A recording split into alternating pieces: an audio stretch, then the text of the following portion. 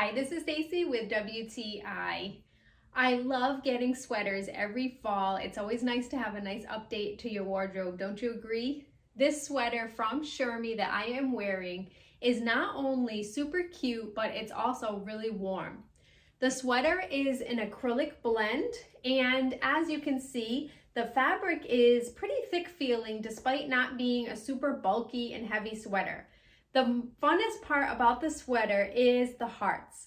So this is the gray color, and as you can see, it has a heart on both sides of the sleeves as well as at the elbows. So it's just really adorable and fun. This is a great sweater that you could wear whether you're in the office, workplace, or if you're just going out. I wore it today because I knew I wanted to be a little bit warmer outside, and it really held up as far as being comfortable and warm.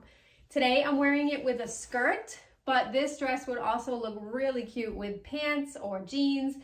No matter what you tried it with, it would go with everything. It's well constructed. I'm wearing a size small and it fits exactly as I would have anticipated, not too baggy at the shoulders.